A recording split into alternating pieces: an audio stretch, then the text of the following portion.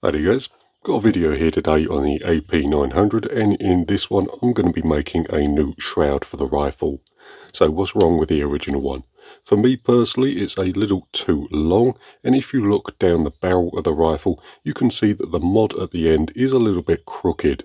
I think that is affecting accuracy, as I have been shooting the rifle just with a little mod screwed directly onto the end of the barrel, and the groups did improve slightly. So what I'm going to do is just replace the shroud. Before we start the work, I do just very briefly want to say thank you very much to everyone that came over to say hello at the British Shooting Show. It was an absolutely packed 3 days. I got to speak to loads of fans of the channel, and overall it was a really great event. The last thing I want to do is just say a big thank you to Dan, Jim, Jacob and Max from the Crawley Surplus store for letting me come onto the stand and making it all happen. With that all out of the way, let's go over to the lathe and we can get started on the shroud. Right then, over at the lathe, and the first thing we're going to be making is the new aluminium core. So the core itself is going to be a one-piece design that sticks out around 115mm from the end of the barrel. The shroud itself will be 25mm in diameter, and I did want to keep things nice and compact, so I won't be putting a 1/2" UNF on the end for additional moderation. But the shroud will have one of my internal baffle cores to quieten the rifle down, so it should be nice and quiet as it is. I will say it's going to be a slightly different design from my usual core, but I'll get into that very shortly. So in the past, quite a few people have asked me why I don't use felt in my moderators and shrouds. So the simple answer to that is I used to, but I was never 100% happy with the felt I chose. I used to use craft felt and high density felt from Amazon, but it never really helped to quieten the moderator in a significant enough way to justify the extra work of incorporating the felt into design. With that said, over the last couple of months I've bought a few different felt samples from a couple different suppliers, and I think I've found a few that show some promise. The felt that I'm using in this shroud is thicker and less dense than my usual stuff, and it does seem to help both lower the overall noise of the moderator and change the tone enough so that it removes most of the snap from the firing cycle. To be honest with you, it's way harder to describe than it is to hear the difference in person, but it is quite noticeable. To get the felt into the shroud, what I'm going to do is be making a modified version of my standard design. To capture the felt, I'll turn the center down so that it resembles a cotton reel. Then once the carbon fiber goes over the top, it should hold the felt in place and stop it from moving down the shroud.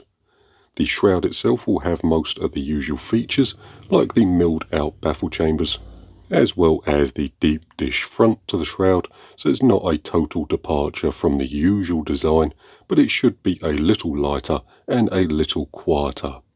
Another small change I'm going to make is the hole through the center will be drilled out to 5.5mm rather than 6mm. This rifle here is a 177, so I should have about 1/2mm between the pellet and the baffle, but the smaller baffle hole should make the moderator a little quieter.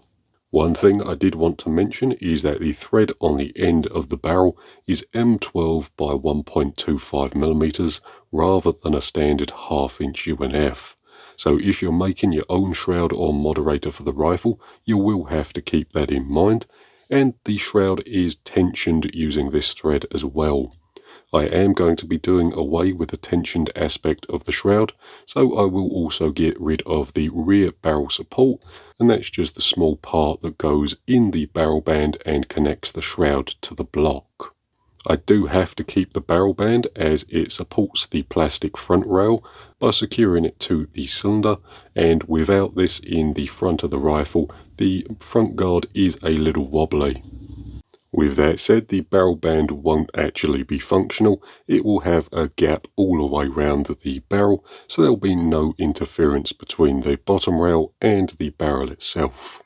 With that all said, the milling operation went a little faster than usual, as I didn't have to remove as much material from the core, so it was just a case of plunging out the material, and then using the end mill to clean up the walls. If I was doing this again, I would probably put a little support under the centre of the core, as the finished piece is quite thin and it does flex a little as the operation progresses, but I did check the part for concentricity once it was finished, and the total run out was less than 0.1mm, which should be fine for a shroud. Right then, with the aluminium core out the way, the last thing to make is the back cap to the shroud. Now, I typically make these from Delrin, as the plastic won't scratch the barrel bluing as the shroud is installed, and it also means I don't have to anodise this when it's all finished.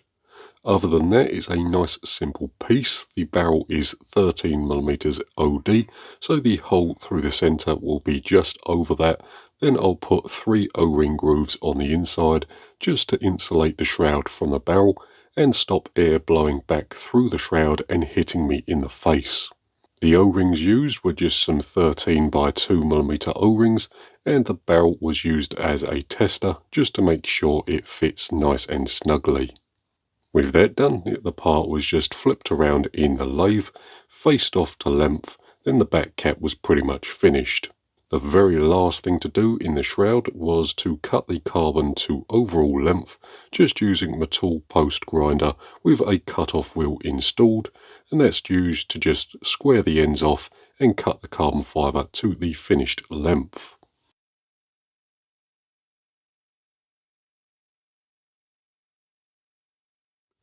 Right then, so there's the shroud complete. I'll get you a quick look at the components, then we'll install it onto the rifle and test it out. So first things first, here is our core.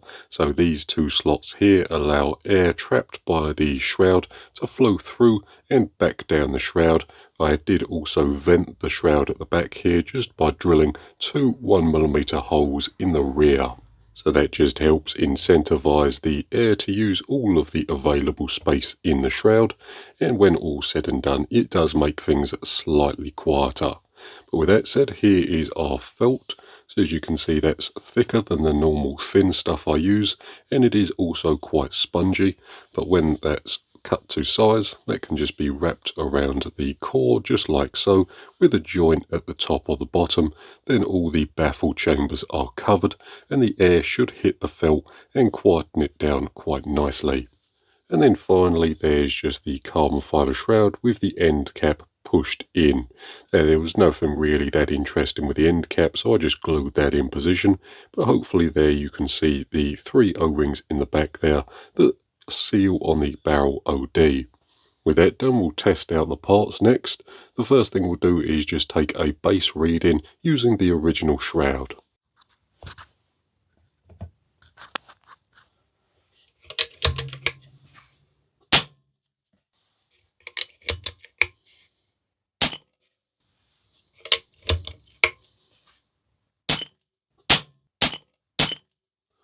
Right then, so hopefully the difference picks up on camera. The microphone does auto balance things out, so sometimes it's not very easy to tell the real difference on the video, but in person the new shroud is a fair bit quieter.